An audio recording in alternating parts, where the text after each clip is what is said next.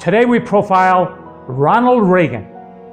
He was a small-town boy from Illinois, a sports radio broadcaster, a Hollywood movie star, a governor of California.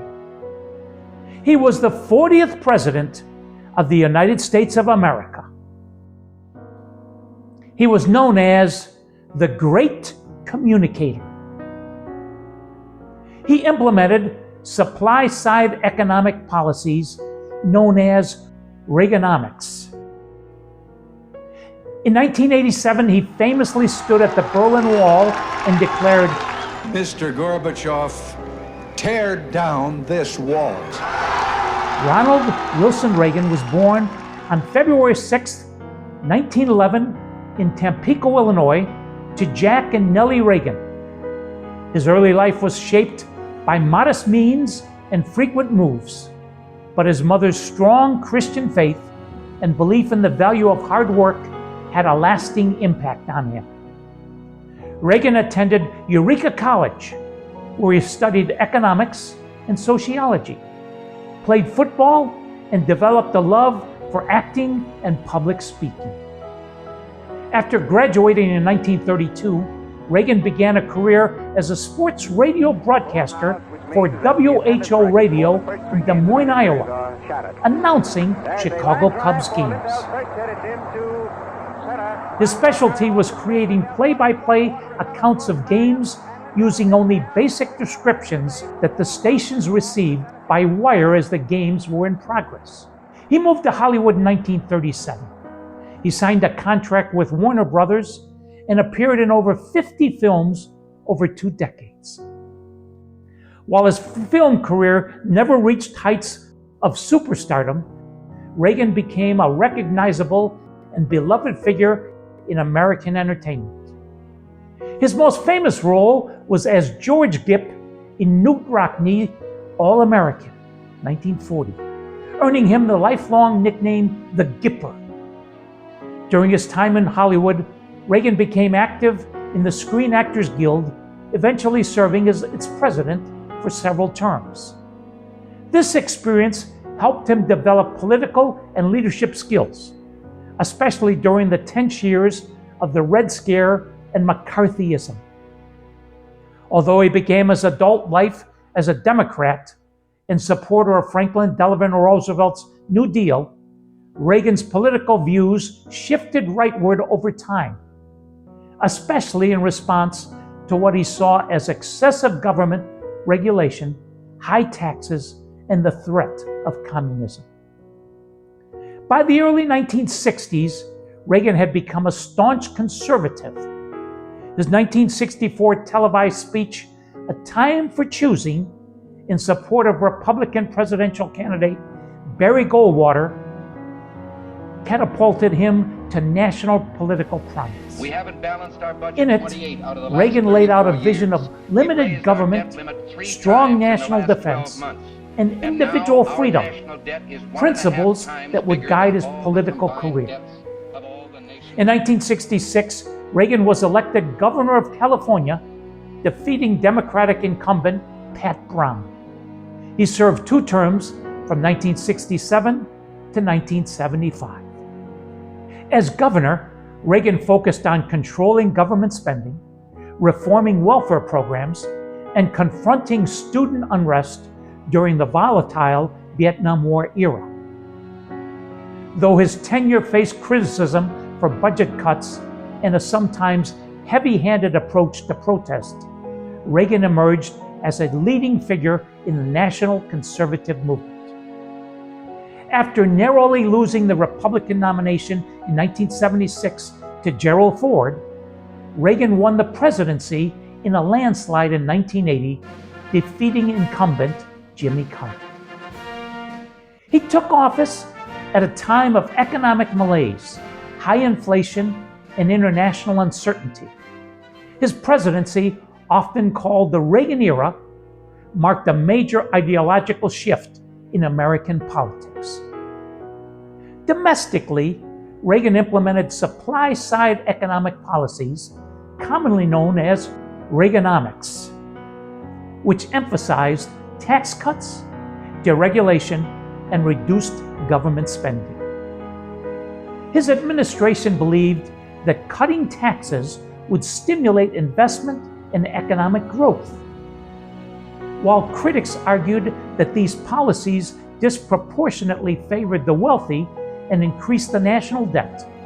Supporters credit them with helping end the stagflation of the 70s and triggering a long period of economic expansion. Reagan also appointed the first woman to U.S. Supreme Court, Sandra Day O'Connor, and significantly reshaped the federal judiciary with conservative judges. Perhaps Reagan's most enduring impact was on foreign policy. A fervent anti-communist, he increased defense spending and took a hardline stance against the Soviet Union, famously labeling it the evil empire. God works in strange ways.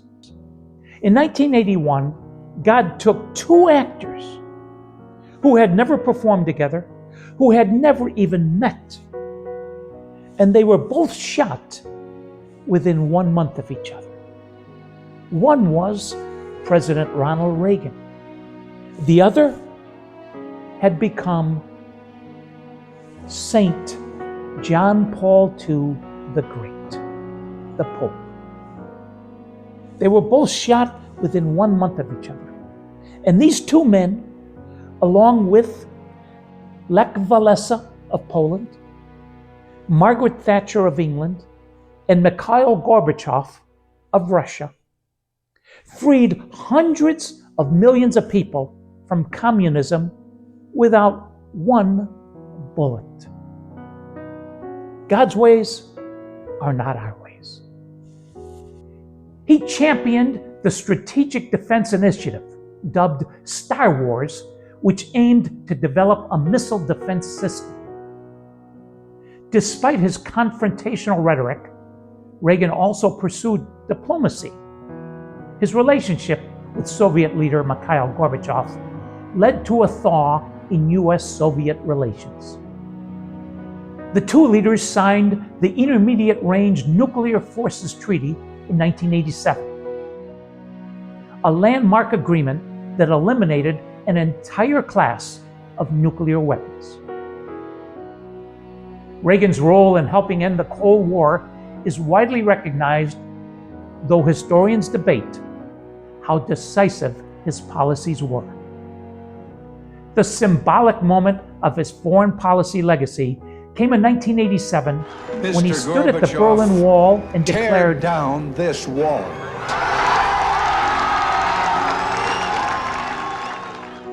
Mr. Gorbachev, tear down this wall.